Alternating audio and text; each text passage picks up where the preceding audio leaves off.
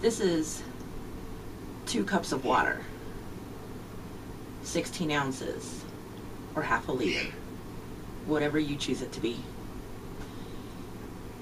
And there's a reason why I have this with me today.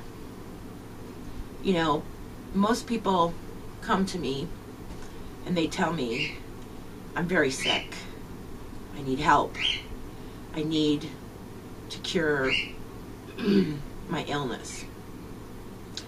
But what a lot of people don't realize is that the reason that they got sick in the first place is not because of something that they caught out in the street.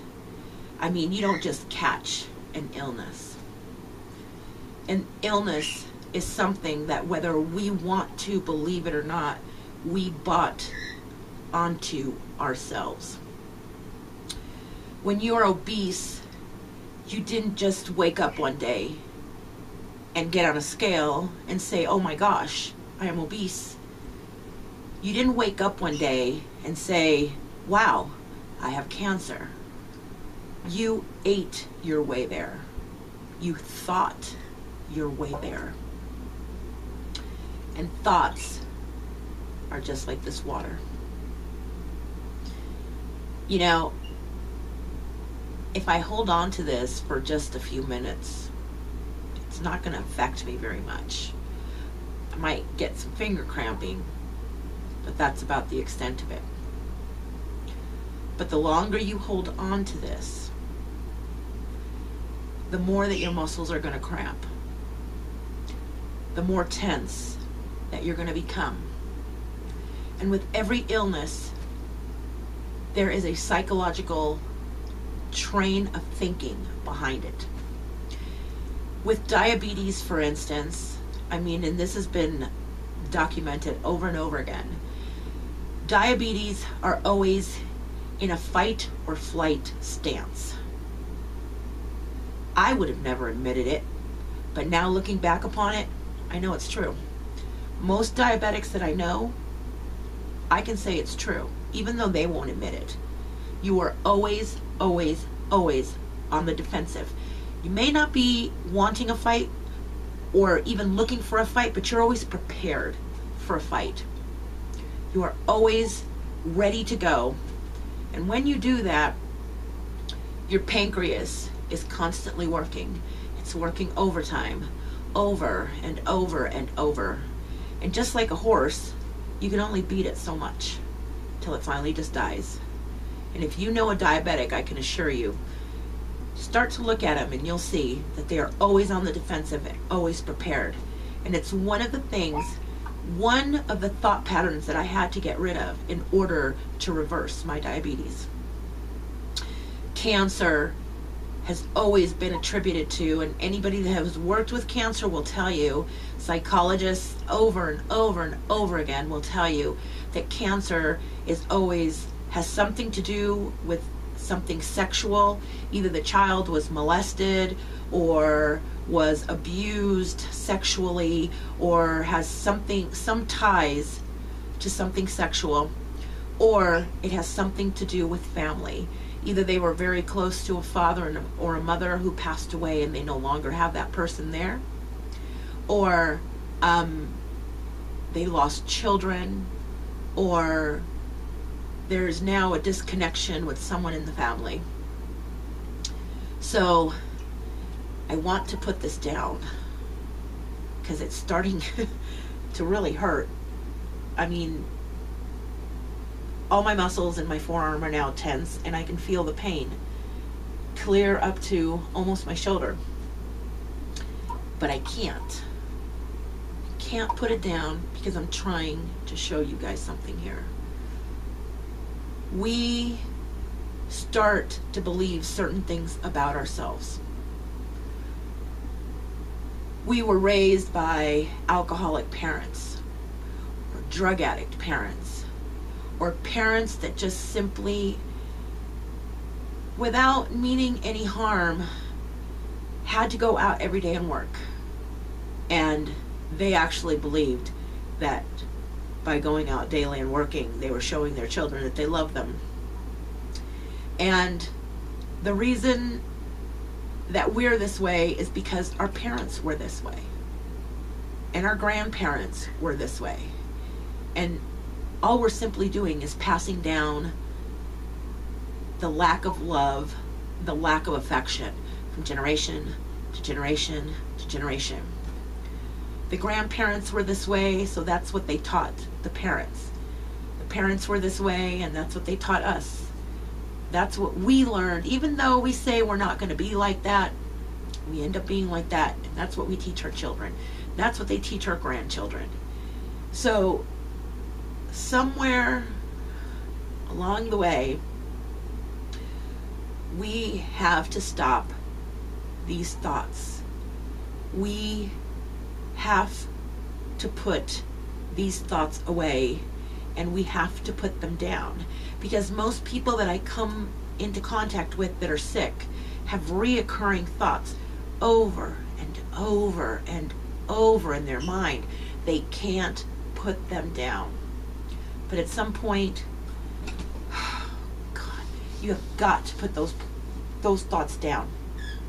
And when you do, you suddenly feel free. You suddenly feel liberated. And you begin to realize, without even realizing it, how much strain and muscle and concentration and energy it took to hold on to that hate. How much it took to hold on to that resentment, to that beating up of self. We start to realize that we had muscles in our neck that were tense, that we didn't even realize that we were using, that were tense. Muscles in our back. All of a sudden, everything starts to become loose, because we suddenly realize that we have to move on from that in order to heal. Healing is not just the body. You know, there was a time when they would send you to a neurologist if you had this problem, a gastrologist if you had this problem, you know, a heart specialist if you had heart problems, a foot doctor if you had foot problems. And now we are coming to realize that our body is not different parts put together. Our body is one, and part of that body is the mind. And in order to heal the body, it's not just about changing the diet. It's not just about going raw. I know at least 2 people right now that I can name off the top of my head that have been raw for a year, high fruit, taking herbs, and they are still not healed. They are dealing with frustrations that are so deep inside of them. They are dealing with so much fear that it is literally consuming them.